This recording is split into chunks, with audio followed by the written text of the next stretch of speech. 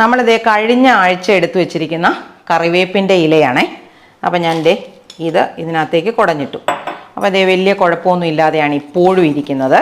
അപ്പം നമുക്കിത് അതേപോലെ ഇതിൻ്റെ കറിവേപ്പില ഊരി ഇട്ട് വെച്ച ഒരാഴ്ചത്തേക്കിനുള്ള കറിവേപ്പില, അല്ലെങ്കിൽ ഇത് കേടായി തീരുന്നിടം വരെയുള്ള കറിവേപ്പില നമുക്ക് ഇതിനകത്തുനിന്ന് എടുത്ത് ഉപയോഗിക്കാം. ഇങ്ങനെ ഊർത്തിയെടുത്ത് ഇതുപോലത്തെ പാത്രത്തിനകത്തേക്ക്, നല്ല എയർ ടൈറ്റ് ആയിട്ട് അടയ്ക്കാവുന്ന പാത്രമായിരിക്കണം എന്ന് മാത്രമേ ഉള്ളൂ.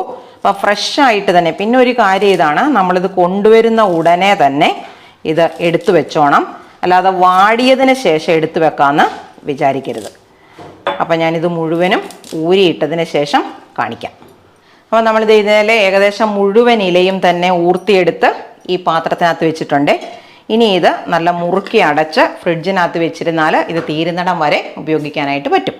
ഷില്ലി ജാസ്മിൻ വ്ളോഗ്സിലേക്ക് എല്ലാവർക്കും സ്വാഗതം. ഇന്ന് നമ്മുടെ വെണ്ടച്ചെടിയിൽ നിന്ന് പറിച്ചെടുത്തിരിക്കുന്ന വെണ്ടയ്ക്കയാണിത്.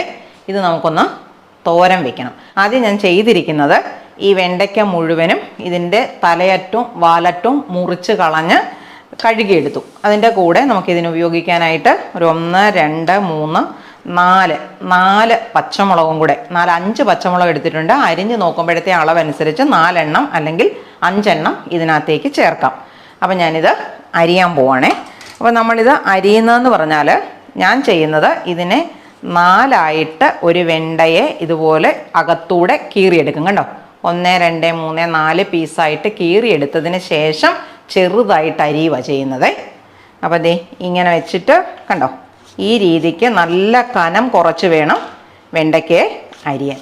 അപ്പോൾ ഈ രീതിയിൽ ഞാൻ ഈ വെണ്ടയ്ക്ക മുഴുവനും, ഇത്രയും വെണ്ടയ്ക്കാണ് നമുക്ക് കിട്ടിയിരിക്കുന്നത്, അത് മുഴുവനും ഞാൻ അരിഞ്ഞിട്ട് കാണിക്കാം. പിന്നെ നമ്മൾ വെണ്ടയ്ക്ക തോരൻ വെക്കാനായിട്ട് എപ്പോഴും ഇളം വെണ്ടയ്ക്കകൾ ഉപയോഗിക്കുന്നതാണ് നല്ലത്. ഒത്തിരി മൂത്ത് കഴിഞ്ഞാൽ നമുക്കിങ്ങനെ കടിക്കുമ്പം പല്ലിൻ്റെ ഇടയിൽ നാര് പോലെ കയറാനുള്ള സാധ്യതയുണ്ട്.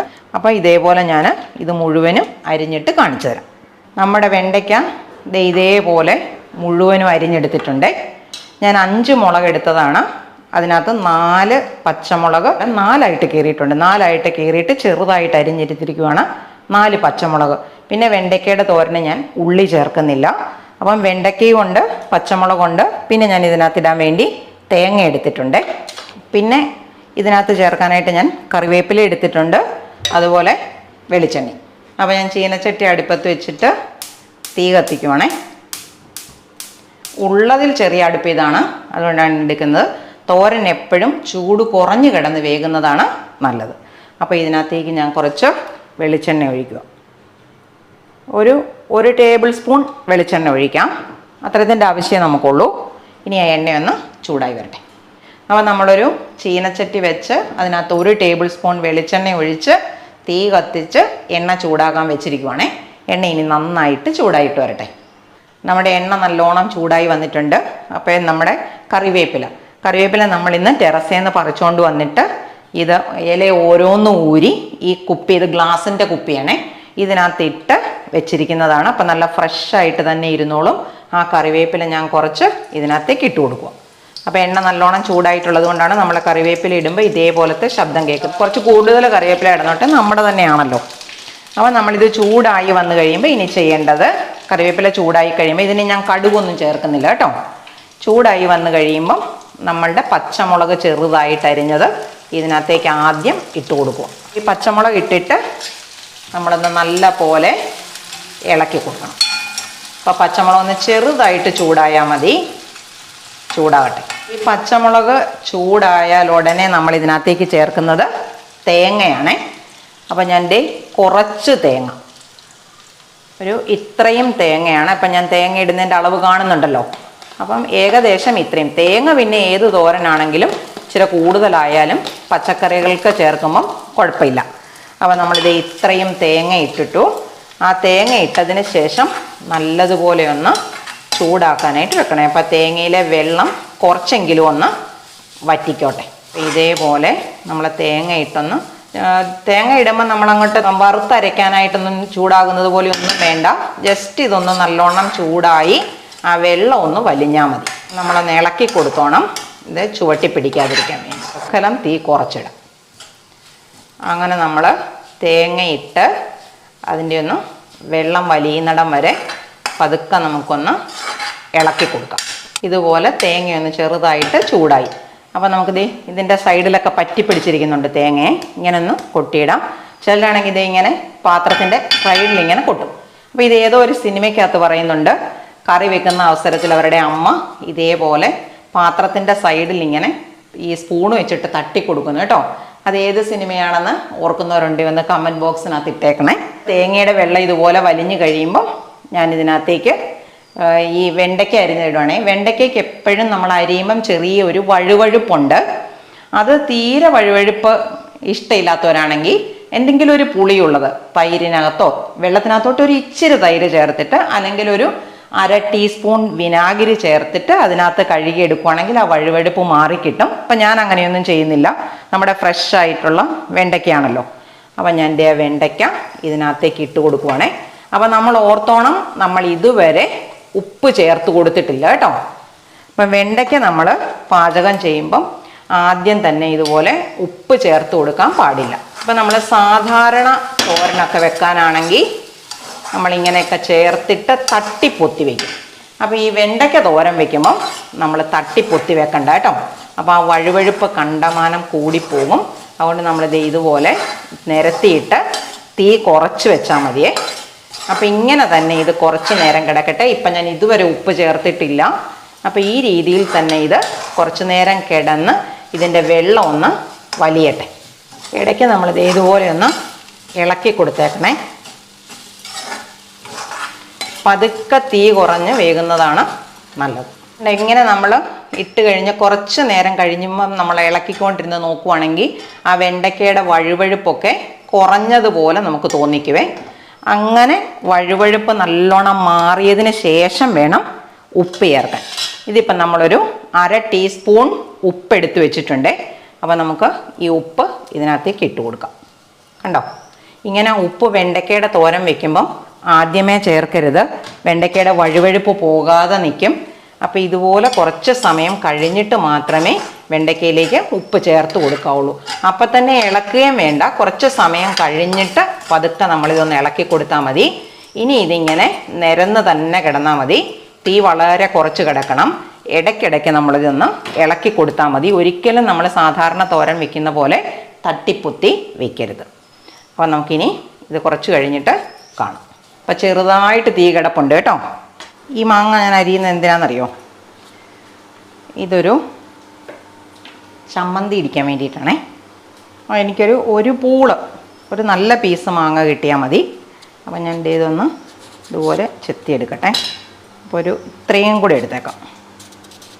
അപ്പം മാങ്ങാക്കറി വെക്കാനാണെങ്കിൽ ഇതിൻ്റെ തൊലി കളയണമെന്നില്ല. ഇതുപോലെ ചമ്മന്തി ഇടിക്കാനാണെങ്കിൽ തൊലി കളയുന്നതാണ് നല്ലത്. അപ്പോൾ നമുക്കിത് ഇതൊന്ന് ഇളക്കി കൊടുക്കാം.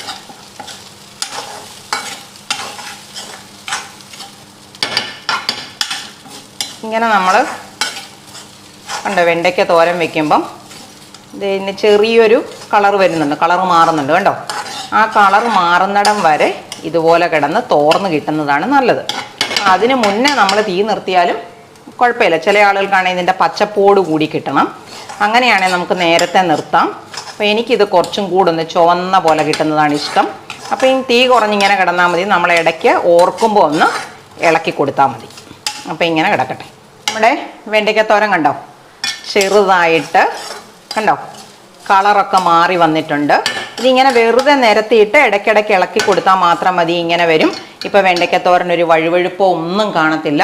കണ്ടോ, ഈ ഒരു കളറിലേക്ക് എത്തുന്നിടം വരെയാണ് നമ്മൾ തീ ഓണാക്കി വെക്കേണ്ടത്.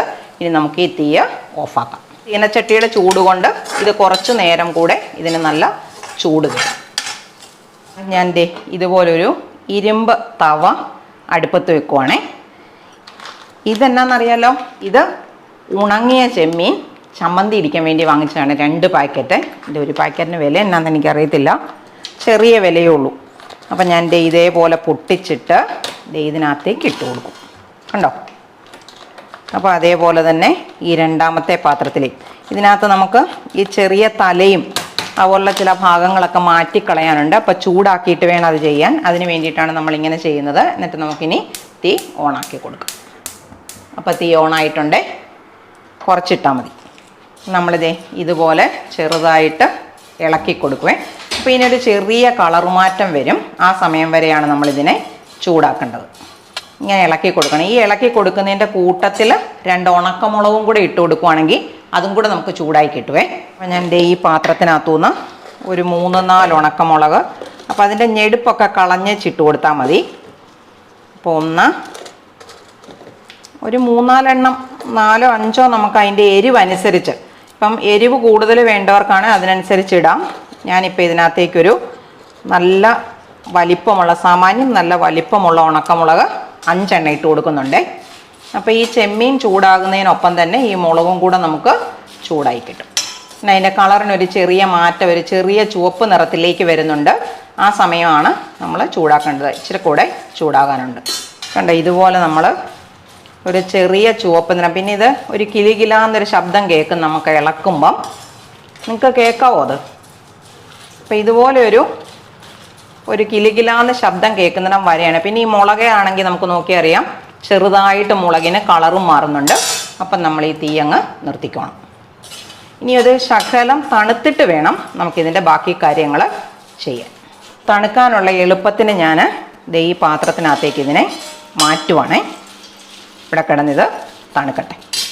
ഇനി നമ്മളിത് ഇതിനകത്തെ ഈ ഉണങ്ങിയ മുളകിനെ അങ്ങോട്ട് മാറ്റി വെച്ചിട്ട്, കണ്ടോ, ഈ ഞാനിപ്പോൾ 5 മുളകാണ് ഇട്ടത്. അത് ഇച്ചിരി ചൂടായിട്ടുണ്ട്. ഇതുപോലെ ഒന്ന് ഞെക്കി കൊടുക്കണം. കണ്ടോ, അപ്പോൾ ഇതിൻ്റെ ഈ തല ഇതേന്ന് വിട്ടുമാറും. അപ്പോൾ അങ്ങനെയുള്ള ചെറിയ കൊല്ലി പോലൊക്കെ നിൽക്കുന്ന സാധനമൊക്കെ ഒന്ന് വിട്ടുമാറിയതിന് ശേഷം നമ്മൾ ചെയ്യുന്നതെന്ന് പറഞ്ഞാൽ ഒത്തിരി അങ്ങോട്ട് ചതച്ച് പൊട്ടിക്കരുത് കേട്ടോ. ചെറുതായിട്ടൊരു 2-3 പ്രാവശ്യം ഇതിനെ ഒന്ന് ഞെക്കി കൊടുത്താൽ മതി. ഇനി നമുക്ക് ഈ ചെമ്മീനെ മാത്രം ഇതുപോലെ പാത്രത്തിനകത്തേക്ക് എടുക്കണം. കണ്ടോ, നമ്മൾ ഈ മുറമൊക്കെ ഉപയോഗിച്ച് പാറ്റുന്നവരാണെങ്കിൽ പാറ്റിയെടുക്കുന്നതും നല്ലതാണേ. ഇപ്പം മിക്കവാറുമുള്ള വീടുകളിലൊന്നും അത്തരത്തിലുള്ള മുറവും സൗകര്യവും ഇല്ല. ഇനി അഥവാ മുറം ഉണ്ടെങ്കിൽ പ്രത്യേക തരത്തിൽ ഇടഞ്ഞെടുക്കാനൊന്നും ആൾക്കാർക്ക് അറിയാനും മേല. അപ്പോൾ നമ്മൾ അതിനൊന്നും നോക്കണ്ട. ഇതിൻ്റെ ഈ പൊടി പോലെ വന്നിരിക്കുന്നത് നമുക്ക് കളയാനുള്ളതാണേ. എന്നിട്ട് ഇതിനെ നമുക്ക് പെട്ടെന്നൊന്ന് കഴുകിയെടുക്കാം. അപ്പോൾ ഞാൻ ചെമ്മീൻ കഴുകി നമ്മളിത് ഇതിനകത്തേക്ക് വെച്ചിട്ടുണ്ട്. ഇനി ഞാൻ ചെയ്യുന്നത്, ഇതുപോലൊരു പാത്രം എടുത്ത് അതിനകത്തേക്ക് നമ്മൾ ആ ചെമ്മീൻ്റെ കൂടെ ചൂടാക്കിയ മുളകില്ലേ, ആ മുളക് അങ്ങോട്ട് ഇട്ട് കൊടുക്കണം. അതിൻ്റെ കൂടെ നമുക്ക് ഈ 2 പീസ് മാങ്ങ എടുത്ത് വെച്ചിട്ടുണ്ട്. ഈ മാങ്ങയൊന്ന് ചെറുതായിട്ട് മുറിച്ച്, വേണ്ട, ഇത് നമുക്ക് മുളക് ചതച്ചതിന് ശേഷം ചേർക്കുന്നതാണ് നല്ലത്. നമ്മുടെ മിക്സിക്കകത്തേക്ക് ആ വറുത്ത മുളക് ഇട്ടിട്ടുണ്ട്. ഇതൊരു ചെറിയ കഷ്ണം ഇഞ്ചിയാണ് അതിട്ടിട്ടുണ്ട്. ഒരു 2 കഷ്ണം ഉള്ളിയാണ്. ഒരു 4-5 കഷ്ണം ഉള്ളി വരെ നമുക്ക് ഇട്ട് കൊടുക്കാം. എനിക്കത് കുറവായതുകൊണ്ടാണ് ഞാൻ ഇത്രയും ചെയ്തത്. ഇനി ഞാനിത് പെട്ടെന്നൊന്ന് ഇടിച്ചെടുത്തിട്ട് കാണിക്കാം. കണ്ടോ, നമ്മുടെ ഇതിൻ്റെ കുത്തൽ. അപ്പോൾ ഈ മുളകും ഇഞ്ചിയും ഉള്ളിയും കൂടെ ഞാൻ ചതച്ചിട്ടുണ്ട്. അതിനകത്തോട്ട് നമ്മുടെ ഈ തൊലി ചെത്തി വെച്ചിരിക്കുന്ന മാങ്ങ, ആ മാങ്ങ നമ്മൾ ചെറിയ പീസായിട്ട് ഇതിനകത്തേക്ക് മുറിച്ചിട്ട് കൊടുക്കും. കണ്ടോ, ചെറുതായിട്ട് കൊടുത്താൽ മതി. ചതഞ്ഞ് കിട്ടാനുള്ള എളുപ്പത്തിനാണ് നമ്മളങ്ങനെ ചെയ്യുന്നത്. അപ്പോൾ ഇത് ഒറ്റയൊരു കറക്കം കറക്കിയിട്ട് വരാം. നമ്മൾ മാങ്ങയും മുളകും എല്ലാം കൂടെ കൂട്ടി ചതച്ച് അതിനകത്തോട്ട് 1/2 ടീസ്പൂൺ ഉപ്പ്. സാധാരണ ഉണങ്ങിയ മീനിന് ഉപ്പുണ്ട്, പക്ഷെ നമ്മളിത് കഴുകി കഴിയുമ്പം ഇതിൻ്റെ ഉപ്പ് കുറഞ്ഞു പോകും, അല്ലെങ്കിൽ നല്ലോണം ഇല്ലാതാകും. അതുകൊണ്ടാണ് ഞാൻ കുറച്ച് ഉപ്പ് ചേർക്കുന്നത്. നമ്മുടെ അളവനുസരിച്ച്, ഇപ്പോൾ ഉപ്പ് കൂടുതൽ വേണ്ടവരാണെങ്കിൽ കുറച്ച് ഉപ്പ് കൂടുതൽ ചേർത്തോണം, കുറവ് വേണ്ടവരാണെങ്കിൽ അതിനനുസരിച്ച് ചേർത്താൽ മതി. അപ്പം ഞാൻ ഇത്രയും ഉപ്പ് ചേർത്തിട്ടുണ്ട്. അതിൻ്റെ കൂടെ നമ്മളിത് ഈ മീനിനെ ഇടുവാണ്. അപ്പം മീൻ കഴുകി വാരി വെള്ളം വാർന്നു പോകാൻ പാകത്തിന് എന്തെങ്കിലും അരിപ്പയ്ക്കകത്ത് അല്ലെങ്കിൽ ഒരു കിഴുത്തകളുള്ള പാത്രത്തിനകത്ത് വെക്കണേ. അപ്പം ഞാൻ ഇതിനകത്തേക്ക് വാരിയിട്ടു. വേണമെങ്കിൽ ഇതിനെ ഒന്ന് ചതച്ചിട്ട് നമുക്കിതിൻ്റെ കൂടെ തേങ്ങ ചേർത്ത് ചതയ്ക്കാം. അപ്പം ഞാനിതിനെ ഒന്ന് ചതച്ചിട്ട്, അതിൻ്റെ കൂട്ടത്തിൽ തേങ്ങ ഇട്ടാലും കുഴപ്പമില്ല, ഒന്ന് ചതച്ചിട്ട് ചേർക്കാം. അപ്പോൾ നമ്മുടെ ചെമ്മീൻ ഇതിൻ്റെ കൂടെ ഒന്ന് ചതഞ്ഞിട്ടുണ്ട്. ഇനി ഇതിൻ്റെ കൂട്ടത്തിൽ ഇത് ഞാനൊന്ന് തൂത്തകത്തോട്ട് ഇടട്ടെ, ഈ സൈഡിലോട്ടൊക്കെ തെറിച്ച് വന്നിരിക്കുന്നത്. ഇതിൻ്റെ കൂടെ ഞാൻ തേങ്ങ, ഇതൊരു 1/2 മുറി തേങ്ങയുണ്ട്, നമ്മുടെ ആവശ്യത്തിനനുസരിച്ച് ഇട്ട് കൊടുത്താൽ മതി. അപ്പം ഞാൻ 1/2 മുറി തേങ്ങയിനകത്തേക്ക് ഇട്ട് കൊടുക്കുവാണേ. ഇനി ഇതൊന്ന് ഇളക്കി മിക്സ് ചെയ്തെടുത്താൽ മതി. ഇളക്കിയെന്ന് വെച്ചാൽ നമ്മൾ കൈകൊണ്ടല്ല, മിക്സിക്കകത്തൊന്ന് ഇളക്കുന്ന പോലത്തെ ഒരു പ്രസ്സിങ് കൊടുത്താൽ മതി. അപ്പം നമ്മളിത് ഇതേപോലെ ചെമ്മീൻ എല്ലാ സാധനങ്ങളും ചേർത്തിട്ട് ചതച്ചെടുത്തിട്ടുണ്ട്. ഇനി നമ്മൾ അടുപ്പ് കത്തിക്കുവാണേ. അപ്പോൾ അതേ അടുപ്പ് കത്തിയിട്ടുണ്ട്. നമ്മൾ അതേലോട്ട് ഈ ചെമ്മീൻ ചൂടാക്കാൻ വെച്ച ചട്ടി. ഇപ്പോൾ ഇത് തന്നെ വേണമെന്നൊന്നുമില്ല, ഒരു നോൺ സ്റ്റിക്ക് ഫ്രൈങ് പാനൊക്കെ വേണമെങ്കിലും നമുക്ക് ഉപയോഗിക്കാം. ഞാനിപ്പോൾ ഈ ചട്ടിക്കകത്ത് തന്നെയാണ് ചെയ്യുന്നത്. അപ്പോൾ ഇതിനകത്തേക്കൊരു കുറച്ച് വെളിച്ചെണ്ണ ഒഴിച്ചു കൊടുക്കണം. ഇതേലെ വെള്ളമയമൊക്കെ മാറി നല്ലോണം ചട്ടി ചൂടായി കഴിയുമ്പം ഇച്ചിരി വെളിച്ചെണ്ണ ഒഴിച്ചു കൊടുക്കുക. അപ്പം ഞാൻ ഒഴിച്ചു കൊടുത്തിട്ട് പറയാം എന്തുമാത്രമാണെന്ന്. ഒരു കുറച്ച് നമ്മളങ്ങ് ഓർത്താൽ മതി, ഒത്തിരി അങ്ങോട്ട് പപ്പടം കാച്ചുന്നതിന് ഒഴിക്കുന്ന പോലെ ഒന്നും ഒഴിക്കണ്ട. 1 ടേബിൾ സ്പൂൺ നന്നായിട്ട്, അല്ലെങ്കിൽ ഒരു ഇച്ചിരി കൂടെ വേണമെങ്കിൽ ഒഴിച്ചു കൊടുത്തോ. അപ്പം വെളിച്ചെണ്ണ ചേർക്കുമ്പോൾ നല്ലൊരു ടേസ്റ്റാണ് അതിന് വരുന്നത്. അപ്പോൾ ഈ എണ്ണയൊന്ന് നല്ലപോലെ ചൂടായി വരട്ടെ. അപ്പോൾ ഇത് എണ്ണ നല്ലോണം ചൂടായിട്ടുണ്ട്, ചെറിയ പുക പോലെ മൂളി കാണുന്നുണ്ട്. അപ്പം ഞാൻ നമ്മുടെ കറിവേപ്പില അടർത്തിയിട്ടിരിക്കുന്നത് കുറച്ചിനകത്തേക്ക് ഇട്ട് കൊടുക്കുവാണേ. കറിവേപ്പിലയൊക്കെ നല്ലതായിട്ട് ചേർക്കുന്നത് ഇത്തരത്തിലുള്ള നാടൻ കറികൾക്ക് നല്ല മണം ഉണ്ടാക്കി കൊടുക്കും. ഇനി നമ്മൾ ചതച്ച് വെച്ചിരിക്കുന്നത്, ഇപ്പോൾ ഇതിനകത്ത് ചിലപ്പം തേങ്ങയുടെ കളറൊക്കെ കാണുന്നുണ്ട്, അതിനൊന്നും കുഴപ്പമില്ല. നമ്മൾ ഇത് ഇളക്കി കഴിയുമ്പം ശരിയായിക്കോളും. തീ കുറച്ച് വെച്ചോണേ. അപ്പം ഞാൻ ഇതുപോലെ മുഴുവൻ ഇതിനകത്തേക്ക് മാറ്റുവാണേ. ഇനി നമുക്കിതൊന്ന് നല്ലപോലെ ഇളക്കി കൊടുക്കാം. തീ കുറച്ചിട്ടിട്ട് മതി കേട്ടോ. ഇങ്ങനെ നല്ലോണം ഇതൊന്ന് ഇളക്കി എണ്ണ ചൂടായി കഴിയുമ്പോൾ ഇട്ട് ഇളക്കി കൊടുക്കുമ്പോണ്ടല്ലോ ഇതിൻ്റെ ഒരു പച്ച മണം ഉള്ളതൊക്കെ ഒന്ന് മാറിക്കിട്ടുവേ. അപ്പോഴാണ് ഇത് ഒന്നുകൂടെ കൂട്ടാനായിട്ട് ടേസ്റ്റ്. വെറുതെ ചതച്ചെടുത്തും ഉപയോഗിക്കുന്നവരുണ്ട്, പക്ഷേ ഇങ്ങനെ ഒന്ന് ചൂടാക്കിയിട്ടാണെങ്കിൽ നല്ല ടേസ്റ്റും കിട്ടും. പിന്നെ വെച്ചിരുന്നാൽ പെട്ടെന്ന് കേടാകത്തുമില്ല, ഇതിൻ്റെ വെള്ളമയം വലിഞ്ഞു കഴിയുമ്പോൾ. പിന്നെ നമുക്ക് ഈ സമയത്ത് ഇതിനകത്ത് ഉപ്പിൻ്റെ ടേസ്റ്റ് നമുക്ക് നോക്കാവേ. ഉപ്പ് പോരെങ്കിൽ ചേർക്കാം, കുറവുണ്ടെങ്കിൽ. കുറവാകാനാണ് സാധ്യത, അല്ലെങ്കിൽ പാകമാകും. അപ്പോൾ ഇതിനകത്തൊരു ശകല ഉപ്പും കൂടെ ചേർക്കണേ. ശകല ഉപ്പും കൂടി ഇനി ചേർത്ത് കൊടുക്കുവാണേ. ഇനി നമുക്ക് വന്ന് ഇളക്കി ചേർക്കാം. ഇപ്പോൾ ഇതുപോലെ പിടിയുള്ള ചട്ടി ആയതുകൊണ്ട് പിന്നെ നമ്മൾ ഹോൾഡറൊന്നും വെക്കേണ്ട കാര്യമില്ല. ഇതുപോലെ നമ്മൾ പിടിച്ചുകൊണ്ട് നല്ലോണം ഇളക്കി കൊടുക്കണം. തീ കുറച്ചേ ഇടാവുള്ളൂ കേട്ടോ. ഇങ്ങനെയൊന്ന് ഇതിനകത്ത് കിടന്ന് ഈ വെള്ളം വലിഞ്ഞു കഴിയുമ്പോൾ നമുക്ക് നോക്കാം. അപ്പോൾ അതേ നമ്മുടെ ചെമ്മീൻ ചമ്മന്തി റെഡി ആയിട്ടുണ്ടേ.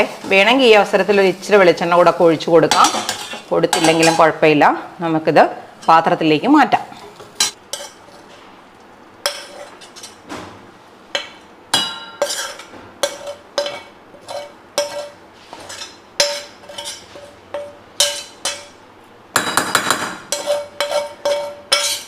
അപ്പോൾ നമ്മൾ ഉച്ചക്കത്തെ ചോറുണ്ണാനുള്ള കറികളാണ് ഇന്ന് ഉണ്ടാക്കിയത്.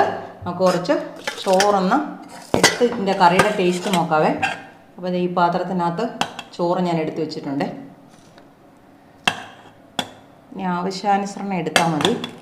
നമുക്ക് കറിയൊക്കെ ചേർത്തിട്ടൊന്ന് ടേസ്റ്റ് നോക്കാം എങ്ങനെ ഉണ്ടെന്ന്. അപ്പോൾ ഞാൻ എൻ്റെ ഒരു ശകലം ചോറെടുക്കട്ടെ. അപ്പോൾ ഇത് സാമ്പാർ ഉണ്ടാക്കിയിരിക്കുന്നതാണ്.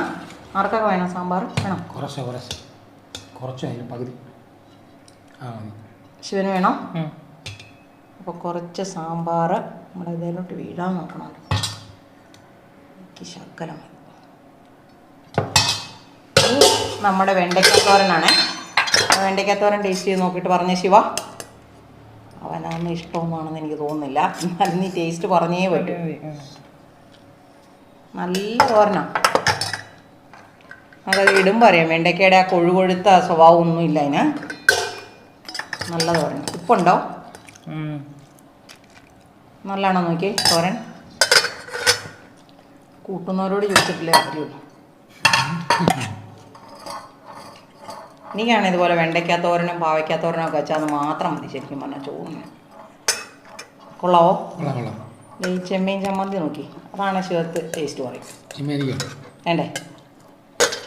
അപ്പോൾ ഞാൻ കഴിച്ച് നോക്കിയിട്ട് പറയാം. ശിവ ഒന്ന് കഴിച്ച് നോക്കിയിട്ട് പറഞ്ഞേ. നല്ലതാ. ഇന്ന് ഞാൻ മാങ്ങ ചേർത്തിട്ട് അടിച്ചു, അല്ലെങ്കിൽ പുളി ചേർത്താലും മതി ഇതിനകത്ത്. പുളി ചേർത്തില്ലെങ്കിൽ കുഴപ്പമില്ല, പക്ഷെ പുളി ചേർത്തുമ്പോൾ നല്ലതാണ്. ചെമ്മീനും മാങ്ങ എന്ന് പറയുന്നൊരു കോമ്പിനേഷനാണ് ശരിക്കും പറഞ്ഞാൽ. ചെമ്മീനും മാങ്ങയും കറിയല്ലേ? ചമ്മന്തിക്കകത്തും ചേർക്കാം.